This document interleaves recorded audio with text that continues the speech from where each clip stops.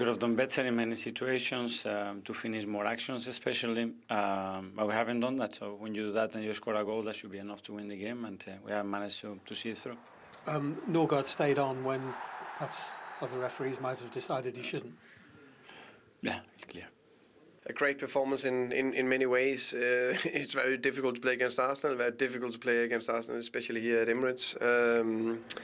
They did quite well against Madrid Tuesday night. I think defensively we were very good and very disciplined. We limit Arsenal to very little. You've taken 10 points now from your last 7 Premier League games, which obviously is not enough really in a title race, but it's an opportunity missed. Yeah, for sure, because we wanted to win and try to increase the probabilities that we have in the league. We haven't managed to do that. I think we have to be critical with ourselves, because especially the way we concede the goal. Yeah, Arsenal dropping points means Liverpool only require 9 points to win the title. Arsenal rested players, understandably, Micah, but not Declan Rice. What a week he's had. He's so dependable for this team. Yeah. I mean, with his power and his pace, his awareness on the pitch is just... It's breathtaking. Since they've had that little tweak from the 6 to the 8, this is where he's at his best. Running at people. Just look at his touch here. Absolutely brilliant. And then, as he goes on here, so many people play the pass too soon, but he waits. Really good finish by Partey. But you see it better on this angle here. As he's running with the ball, total control, and then it's just that touch there inside, so he can go left or he can go right. Lovely ball, wait a pass, brilliant, and Partey scores the goal. I mean, he's so dependable for this team. And if you look at him, I mean, look at his numbers. They don't rest him because they need him so much, and his energy for this team is just remarkable. Yeah, as for Brentford, Mbeumo and Wissa, I mean, what a great season those two have had for them. Brentford are the first side to have 2 players score 15 or more this season. They've been brilliant. Yeah, I mean, they haven't played their record signing, Igor Thiago. I think he's only started 1 game, but that hasn't mattered at all to them, because those two have been absolutely sensational. There was a talk about what Ivan Toney was leaving, how they were going to cope. They're actually a better team without him, with those two in the team. And that sort of tells you that they're up on everything with those two in particular, and they offer them so much. They really are good players, and not only in forward positions, but the work they have to do defensively as well. Yeah. Mikel Arteta was not happy with the challenge from Norgard on Martinelli. I agree. It was naughty. They was lucky to get away with it, wasn't he? It was a naughty challenge. I thought he so easily could. Probably should have been a red card, because he catches him high, just like a scissor. Yeah, 2-footed on him from behind, and I think that should have been a red card. I think what saves him is because Martinelli's knee is bent. I agree with you. It's a reckless challenge, dangerous challenge as well. But I mean, yeah, I've seen him give him, seen him not. I think it should have probably been a red. Yeah, it's naughty. Yeah, I agree. Ahead of their visit to Brighton, Ruud van Nistelrooy promised... Did you feel your team quite had the intensity to get over the line, especially after the equaliser?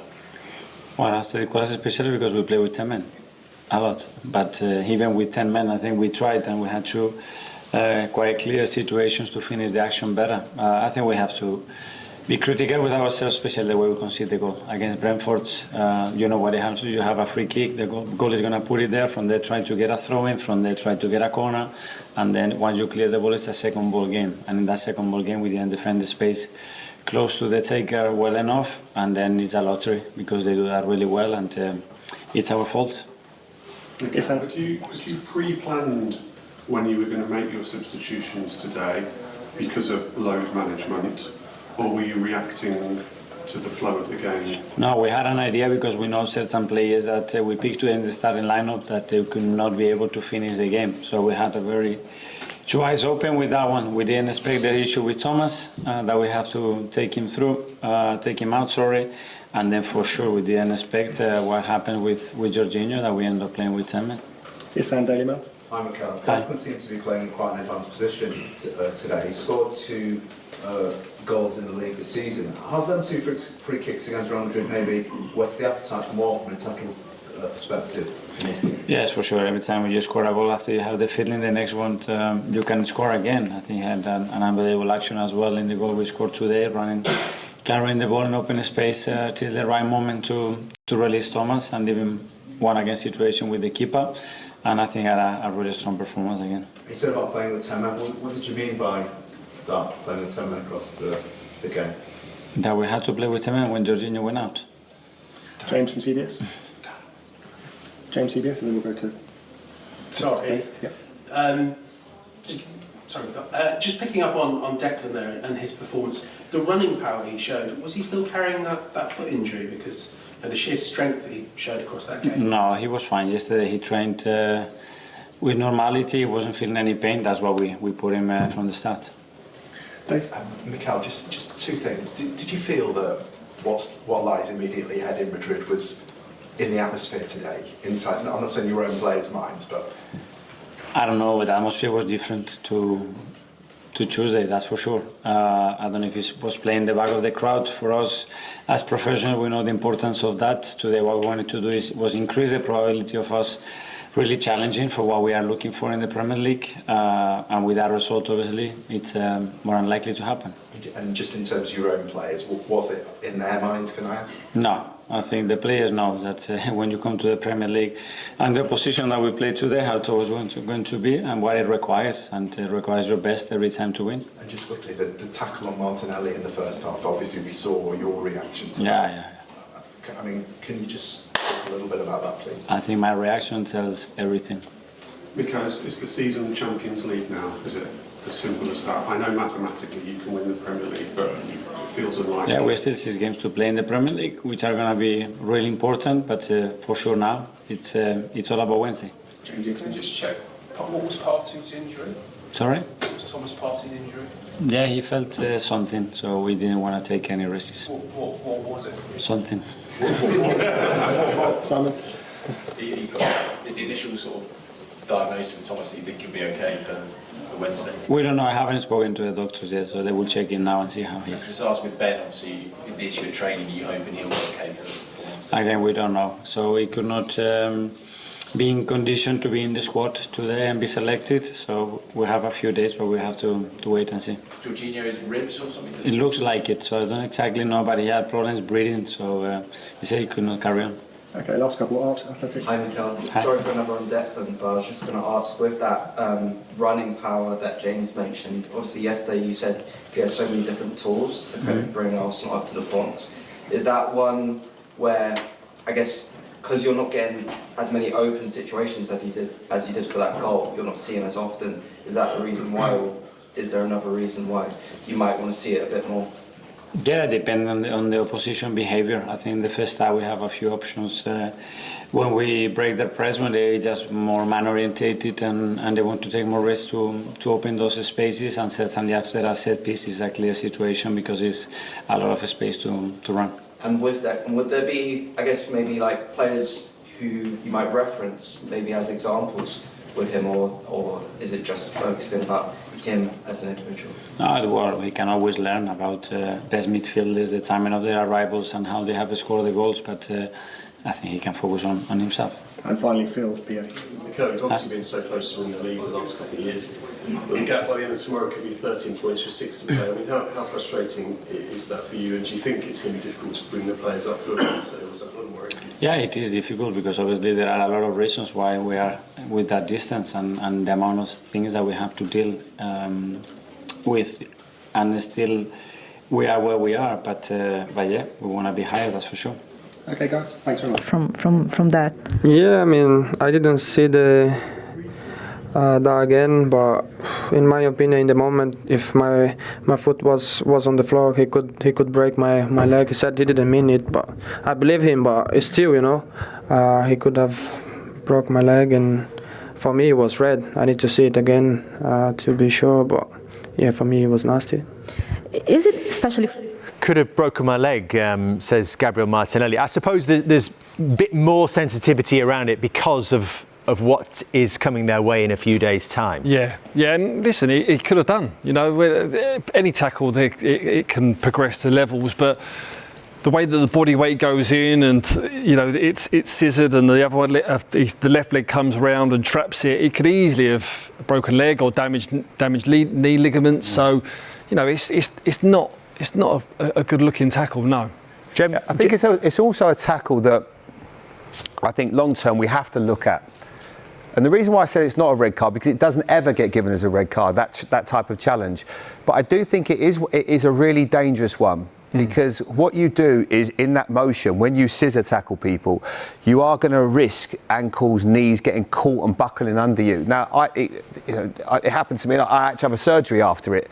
It's a nasty tackle that can happen, but it feels almost a bit of an old-fashioned tackle in the game now, where some of the things that have been eradicated out of the game and red cards are given for certain challenges.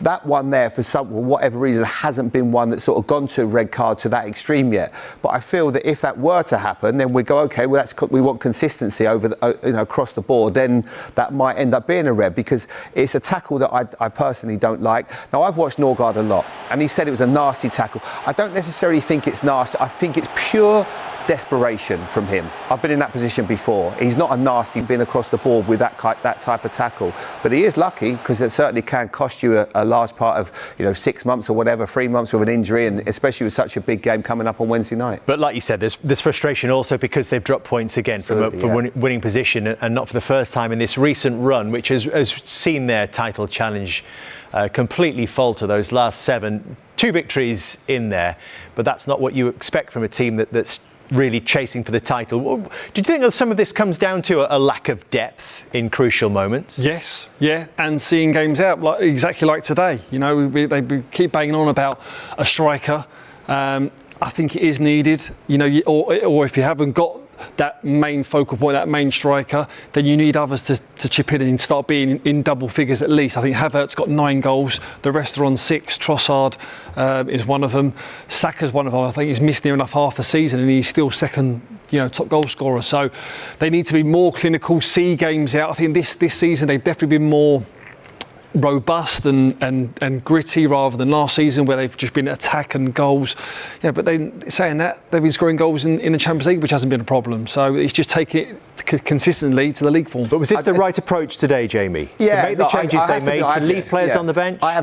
Today was a game, and I felt and I said it before the game, where it was never going to be easy for Arsenal tonight. Because they've got such an important game ahead of them Wednesday. So subconsciously, you are there Wednesday in the Bernabeu.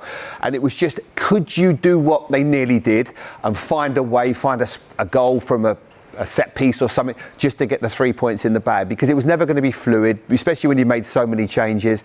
Right now, and already in that dressing room, they're looking forward to Wednesday. And they have to be aware, because there's only 2 places in world football where I think this scoreline could be overturned. One's Anfield and one's the Bernabeu, because of their history in European big nights. So they've got to be ready, because it doesn't matter if it's still 0-0 after 60 minutes. That game is not over. So they have to be ready. It's going to be an incredibly intense night, and he needs to manage everybody's minutes. It wasn't. There's been a lot of games like that for us where they haven't been vintage, but I certainly had sympathy with the players, because it's never an easy one after such an amazing, joyous night on Wednesday, where it was such a moment of pure euphoria for them. Let's see then where that leaves us in terms of the title. And it is obviously heavily stacked in Liverpool's favour. Opta has got it at 99.2% likely that they win the league. So it's a question of when. Liverpool playing West Ham tomorrow. If they win that game, they could be champions as early as April the 20th, Easter Sunday, if Arsenal were to lose at Ipswich. It could then happen, providing they beat Leicester City, it could then happen if Arsenal were to drop points at home to Crystal Palace. And would you actually put a question on both of these games, given that this Ipswich one in particular is going to come off the back of, you haven't got a crystal ball, I know, but off the back of whatever happens in the Bernabeu? Yeah, no, I mean, when I was playing, you'd always look forward to playing the top teams in and around when they've played European football, just because of the travel, the fatigue, if they've not got the result, and there's the hangover after. There was always crucial times, so they're all going to be big games. Arsenal are going to finish second in this title race. That's for sure for me. But they've just got to take care of themselves. But they don't just want to fizzle out either, do they? No, 100% they want to get some wins on the board here. Whereas form at the minute looks as though that's what's happening. You look at their previous, 6 or 7 games that we just showed there. So they're going to want to get this, stop the rot. That's why I think he's probably most disappointed today, because he wanted to probably go into Wednesday's game on a lift, on a high, like how they come off the pitch on Tuesday. I think it feels like he's going into that dressing room today having to just give them a little pick-me-up, really, to dust them down to then go again. Yeah, professional pride will make sure they want to get results there. I mean, but if you are certainly right, looking at that Ipswich game after the Champions League one, and Liverpool, And just because of what's happened, previously with COVID, with Liverpool won it. When they do win it, it would be great if they could do it. And when they beat Tottenham on the 27th, as an example. Why are you picking on Tottenham? I'm not picking on Tottenham. But I'm just saying those 3 games. And we say 9 points. You know what? They, if you speak to Liverpool fans, they would love to do it at home. Yeah. They would love to do it at home. Yeah, absolutely. With them actually winning a game as well, rather than that's why I look at that game. Obviously, West Ham's live, on Sky tomorrow, and then Leicester away. Yeah, but it's a foregone conclusion now. I think they should change that to 100%. Not quite.